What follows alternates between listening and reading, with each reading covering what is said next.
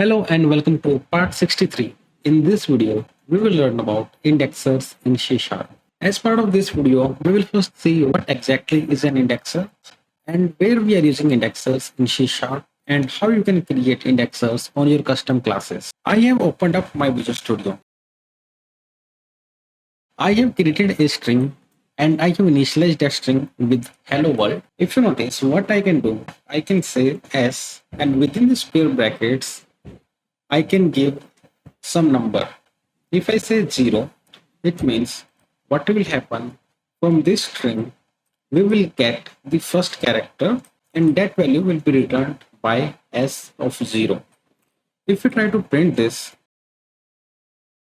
you will notice we are getting the h here. So this is what you can do with indexer. Using indexer, you can use this particular syntax, meaning you can use square brackets and get a particular data from an object. Currently, from this string object, using indexer, we are able to get a particular character from that, right? And if you go to the source code of string class, source code of string class is available on GitHub. You can browse to this URL and check the source code of string class. Here you can see we have the indexer defined. The indexer is taking an index that is of integer type and it is returning a character. So this is how the indexer is working on a string. Indexers are used on dictionary objects also. So let me create a dictionary object. We will understand what is a dictionary and how we can use dictionary in our programs in later part of this video series. But for now, let's create a dictionary like this. What I'm doing here, I am telling the compiler, I want a dictionary that will have a key and a value, and the data type of both key and value will be of string type. Okay, so let me call it dictionary equal to new dictionary. So my dictionary is created. So now what I can do, I can add elements in my dictionary. So I have added the 3 elements in my dictionary using the add method. First parameter is the key that we want to give to our element, and second parameter is the HO element that we want to store in the dictionary.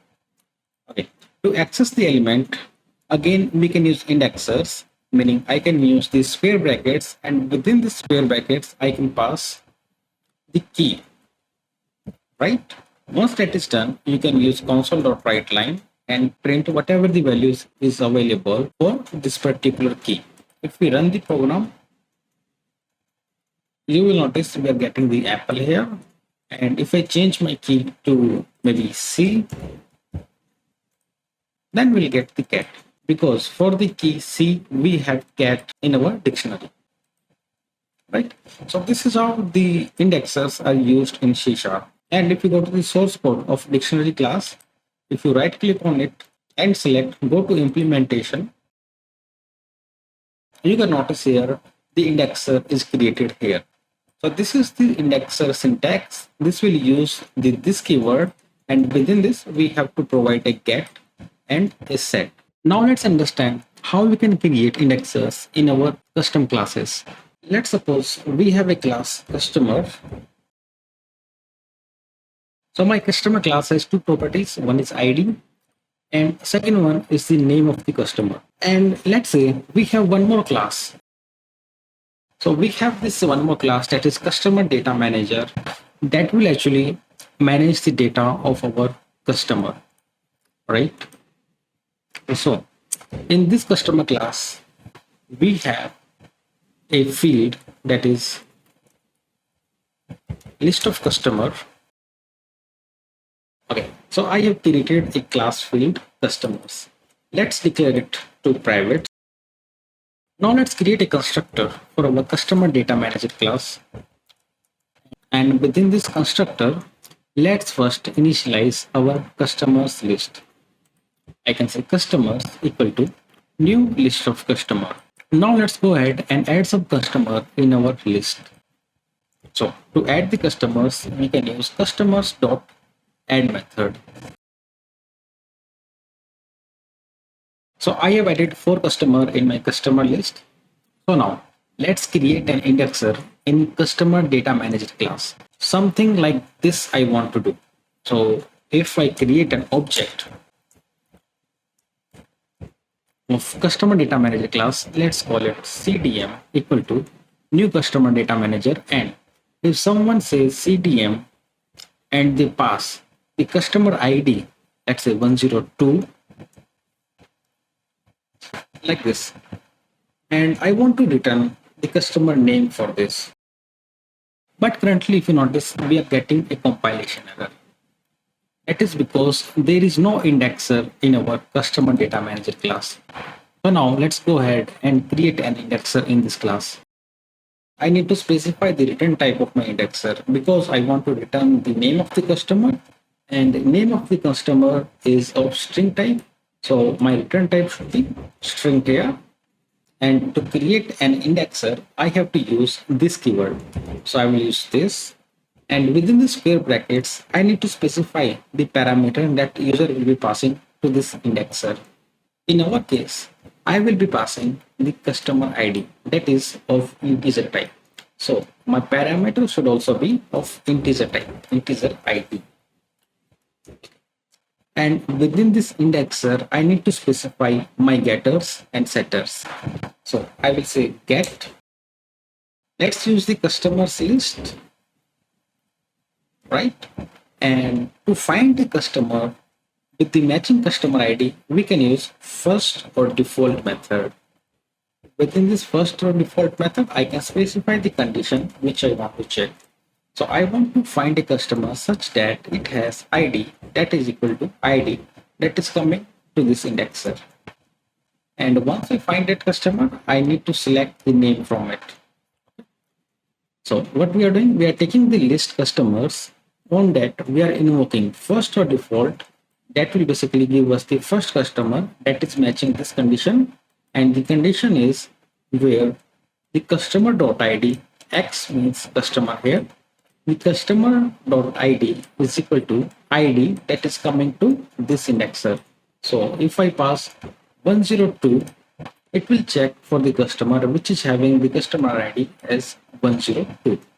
And once we have found a matching customer, we will select the name of that customer and return it. Right? So this will be our getter. Now similarly, let's create a setter. What I want to do here is whenever someone calls my indexer by passing the customer ID, and if they specify a name of the customer. So what I want to do in this class, I want to find the customer with ID of 101 and set the name of the customer to whatever is passed using this line of code. Okay, so in this case, the name will be set to Mark.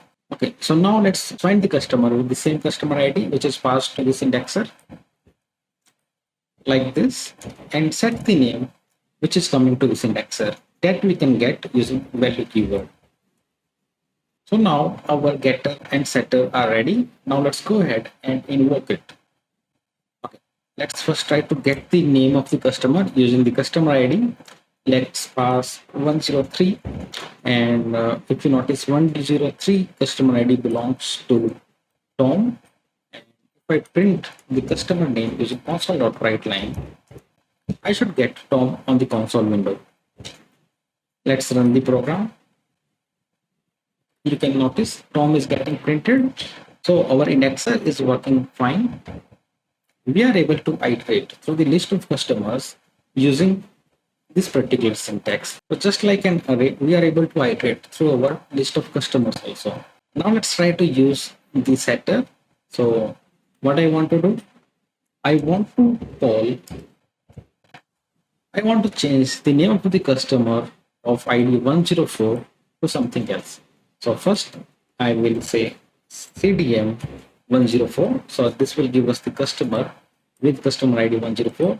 And let's set the name here to, or let's change the name to Harry. Let's print the customer name before changing it.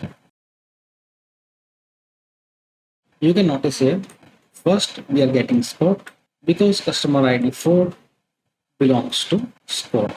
After line number 15, we have used the indexer and we have set the name to Harry. So when we are getting the name of the customer at line number 19, this will give us customer name as Harry. So guys, this is how you can create indexers on your custom classes and iterate any list of objects just like an array. And that's it for this video guys. In the next video, we will learn how we can overload our indexers.